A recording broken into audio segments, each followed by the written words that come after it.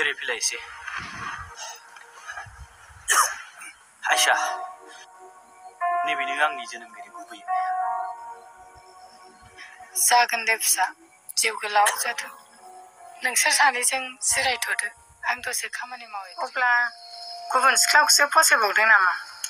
बिदिथ' सानखानाङा आयै बियो आंनि थाखाय गावनि जिउखौबो होनो हागोन खायसे सेंग्राया गासै खोथाफोरखौ खेमफ्रुनानै बुंजोबनो हाया नोंबो गाज्रि मोननो नाङा आंनि मोनदांनायावथ' सेंग्राखौ गाज्रि नुहुराखै आङो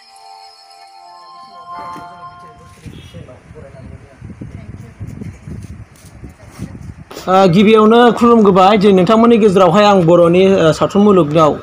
भाव खालामग्रा बे एक्ट्रेस मेडामा आंनि साखाथियाव दङ दा मेडामनिफ्राय जों माखासे सावथुन मुलुगाव फैनायनि थार जारिमिनखौ जों दिनै मिथिनानै लानि आरो मेडामनि माखासे न'खरनि सोमोन्दैबो जों एसे मिथिगोन दा बे समाव आङो मेडामखौ जोंनि बे बिटिआर इनफो स्टुडिअ इउटुब चेनेलावहाय बरायना लानायजों लोगोसे मेडाम औ मेडामनि मोजां नाम ओमफ्राय एड्रेस जोनोम गामिखौ मिथिनो लुगैयो मेडाम आंनि मुङा राजश्री बसुमतारी आंनि जोनोम जायगाया रामफलबिलनि देवरगावआव रामफलबिल हायार सेकेन्डारियावनो मेट्रिक पास खालामनाय जादों कलेजखौ आं जनता कलेज सेरफांगुरियाव डिस्ट्रिक्ट क'क्राझारानोखा माने माखासे बिराद आन्दायो नालाय मा जायगानि मानो डिस्ट्रिक्टखौ बुंदिया बिदि होनो नालाय ओमफ्राय हाबा जाफैनाया आङो बे जोंनि आनसलिकआवनो नायगाव बाथाबारि होनो ओमफ्राय हाबा जाखांनानै जों बेहायनो सेरफांगुरियाव हा लानानै थानाय जायो मेडामा दा मोगथां जिउआव माबा मावो नामा औ आं दतमा स्टेज प्रजेक्टआवनो ससियेल वेलफेयार डिपार्टमेन्ट सुपारभाइजार आरो क'क्राझार डिस्ट्रिक्ट कमिटि अल बड' वुमेन वेलफेयार फेडारेसननि जेनेरेल सेक्रेटारि बेफोराव दङ ओमफ्राय मेडामनि आं माने फेमिलियावहाय गथ'खौ सानै होननायखौ मिथिनो मोनदों दा बिसोर ओरैनो आथिखालाव मा खालामनानै दं गथ'आ मास्टार डिग्रि कमप्लिट खालामनानै दिल्ली इउनिभारसिटियाव डिग्रि पास खालामनानै एम ए खौ फिसाजोआ कटननिफ्राय मास्टार डिग्रि कमप्लिट खालामनानै दिल्लीयाव दा थांफिनबाय बे आइएलटिएस कचिं लागासिनो दं फिसालाया पिइउसि पास जानानै दङ आंजोंनो दं न'आवनो दं दा मेडामा बबे समनिफ्राय सावथुन मुलुगाव फैजेनामोन बा बै सावथुननि मुङा मामोन मेडाम आं फार्स्ट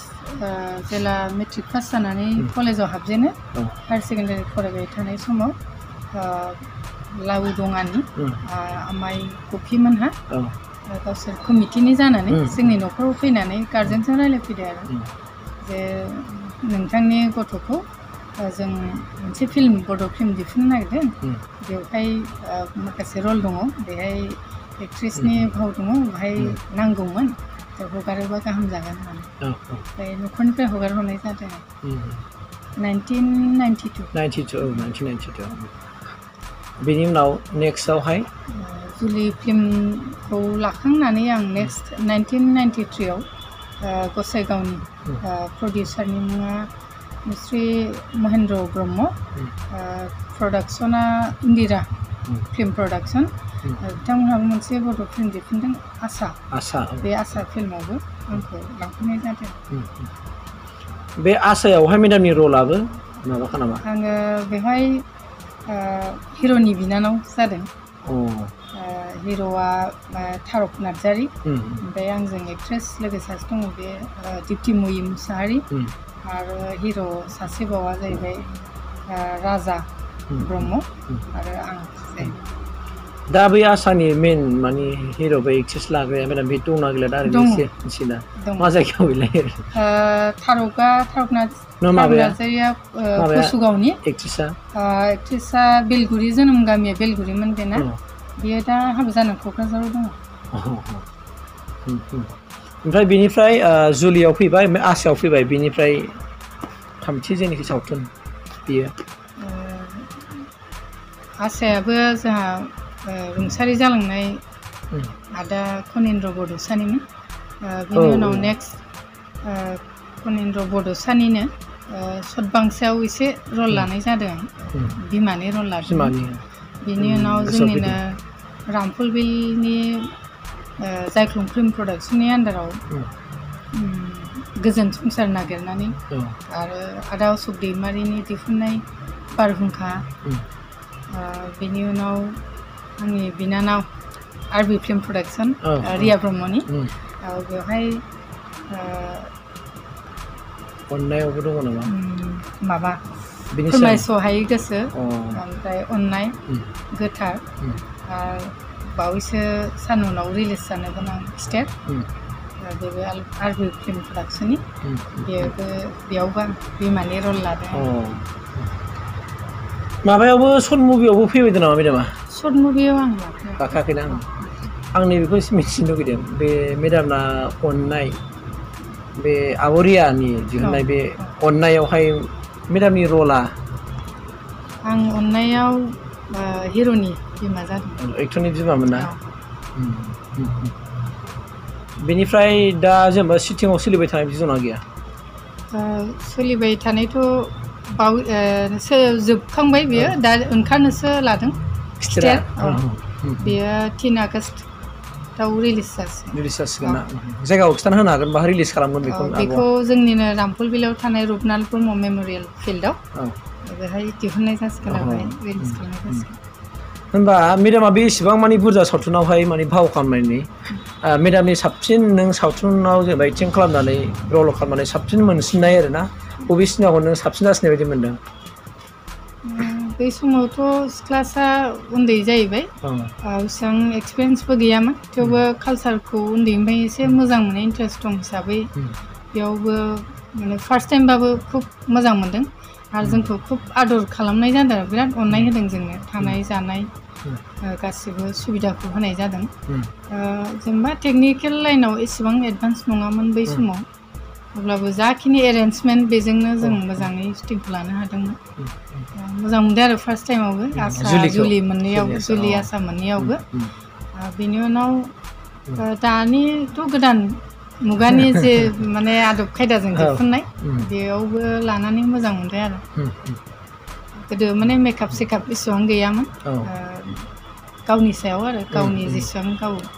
देलायनानै मोजां मोनो गाव जेसेबां रोंगौ बेजोंनो जायोमोन ना ओमफ्राय माबाना मेडामा सावथुन मुलुगाव फैनानै माने मा होनो बेखौ इन्सिडेन्ट मेम'रि थायो होननानै बुंदों मेडामाबो जाबाय बायदों नामा बिदिनो जायखौ मालाबा गोसोखांबाय थायो बेबायदि आं माने ग्रुपाव थानाय नालाय ग्रुपाव थानायाव जोङो माने रायजोआवनो संनाय खावनाय जानाय लोगो दोगो ज' बेफोरखौ गोसोखाङो आरो मोजां मोनो मोनसे मोजां परिबेसमोन बयजोंबो लोगो नांनानै रावजोंबो गाज्रि मोनलाया जासे ज' ज'यै माने कालसाराव आग भाग लाबोनो मोन्दों माने मोजां मेम'रि आरो बे गोसोखाङो मोजां मोनो मा मेडामा बै कलेजाव फरायनाय समाव जेब्लानाखि नों मेडामा सावथुनाव फैयाखैमोन नैबे समाव नोंहा जेनेबा मेडाम माबा मोनसे सिमां दंखायो नामा आं सावथुनाव सानसे फैगोन होननानै फरायफुनाय समाव बिदि साननाय दंमोन नामा गोसो जाखायोमोन आरो जानायाव बेबायदि सुबिदाफोर मोनोबा मालाबा बाहागो लागोन बिदि एसे गोसोआव दंखायोमोन ओरैनो मोसानाय मानायनि मेडामा बै उन्दै समाव क्लासिकेलफोर बिदि लादोंमोन नामा क्लासिकेल लायाखै माने हाइ स्कुलाव बिदिनो single dance duet dance group dance बिदि आं बाहागो लानो बिराद मोजां मोनो आरो प्राइज मोननाय दङ फार्स्ट प्राइज सेकेन्ड प्राइज बेबायदि कनफारेन्सफ्राव लाङोमोन आंनिफ्राय सिनियरफ्रा बे मोसाहैयोमोन आरो माने मोसानायाव बिराद खननायाव आं गैया खननो रोङा मेथाइखौबो मोजां मोनो अबयसे खिन्थु खननायाव आंहा एक्सपिरियेन्स गैया आरो मोसानायाव गोसोबो एक्सपिरियेन्सबो मोजां मोनो बै माबानि सोमोन्दै एसे खिन्थानो हागोन नामा मेडाम बे खिथेर जायदि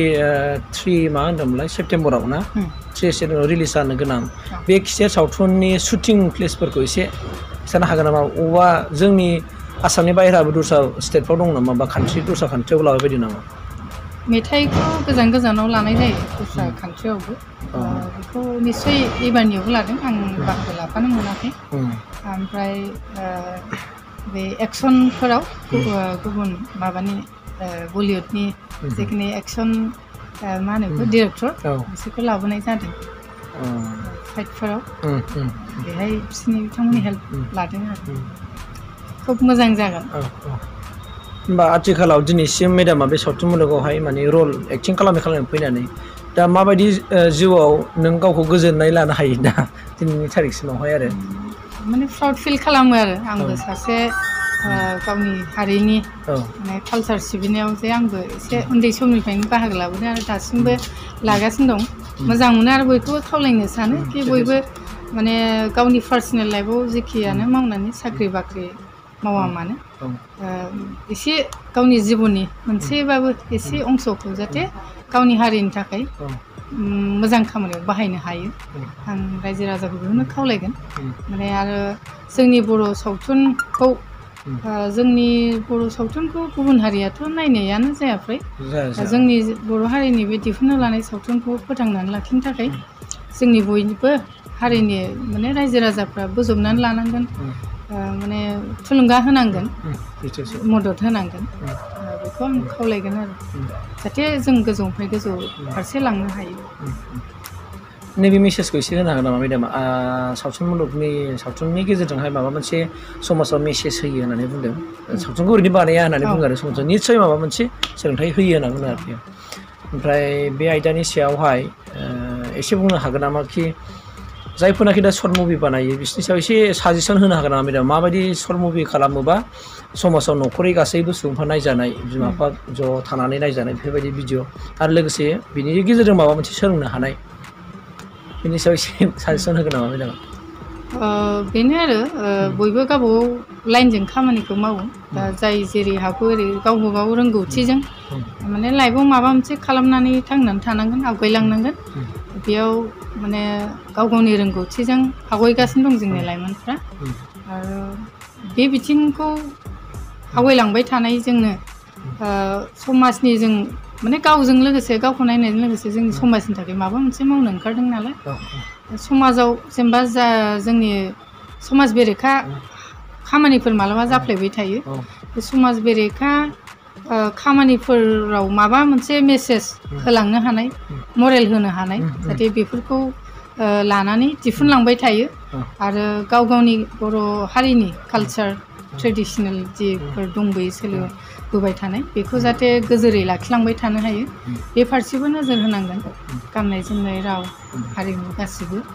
आरो समाजखौ फोसाबलांबाय थानायाव जाहाथे एसेबाबो मदद मोनलांबाय थायो बेखौ नायनानै दिहुनलाङोबा मोजां आरो साबसिनै जौगालांनो हागोन होननानै सानो दा बे समाव जोङो मेडामनिफ्राय गोबां बाथ्रा मिथिनो मोनबाय जे मेडामनि फेमिलिनि सोमोन्दै मिथिबाय ओमफ्राय मेडामा सावथुन मुलुगाव फैनायनि बे बाथ्राखौबो जों मिथिबाय जे मेडामा सावथुन मुलुगाव फैनो उन्दै समनिफ्राय मोनसे सिमां दंखायोना गैयामोन जों बिनि बाथ्राखौ मिथिखाबाय ओमफ्राय सबसे बाथ्राखौ आंनिफ्राय एसे थुलुंगासिनाय मोनदों जे मेडामनि खुगानिफ्राय मिथिनो मोननानै खारन मेडामनि जेनाखि दा फिसाजो बे जाहैबाय मास्टार डिग्रि कटन कलेजनिफ्राय खालामनानै दा बियो मुम्बाइआवनो दिल्लीयावनो मेडाम दिल्लीयावहाय बियो IAS कचिं लागासिनो दङ निस्सय UPSC एग्जाम होगोन नङा होमबा मेडाम आं मिजिंथिदों बे मेडामनि बे फिसाजोआ UPSCखौ जेरैबाबो क्लियार खालामनो हागोन आं बेखिनिखौ आंनि थोरफनिफ्राय आङो इसोरनाव माने आर'ज गाबबाय आरो लोगोसे नोंथांमोनखौबो खावलायदों जायफोर नायो अननानै जेन' बे मेडामनि जायनाखि फिसाजो जेरैबाबो बिनि जेनाखि थांखि लानानै दिनै कचिं लानानै थांनाय UPSCखौ जेरैबाबो क्लियार खालामनो हाथारथों आं बेखिनिखौ नोंथांमोनखौबो एसे मदद आरो आर'ज गाबजानो लुगैबाय आरो लोगोसे बिथांनि जेनाखि सासे फिसाला बियो दा ग्रेजुवेसन जानानै दा न'आव मेडामजों दंफायो होनना बुंदों मेडामजों माखासे खामानियाव दा न'खरनि खामानियाव मदद होफानानै दङ जों बेखौ मिथिनो मोनबाय दा बे समाव मेडामा जों खावलायमानो जोंनि बे BTN स्टुडिअ इउटुब चेनेलनो नैबेखिनि समखौ होबाय आरो गावनि माखासे बै उन्दै समनिफ्रायनो दिनैसिम जेनिखि मावबोदों जे हाबा हुखाफोर मावबोनानै दङ बेफोरनि सोमोन्दै खिन्थानायनि थाखाय आङो BTN स्टुडिअ इउटुब चेनेलनिफ्राय जानानै मेडामनो बे समाव आं रोजा रोजा साबायखर जासिबाय मेडामनो थेंक इउ जोबोद गोजोननायखौ आंबो जासिबाय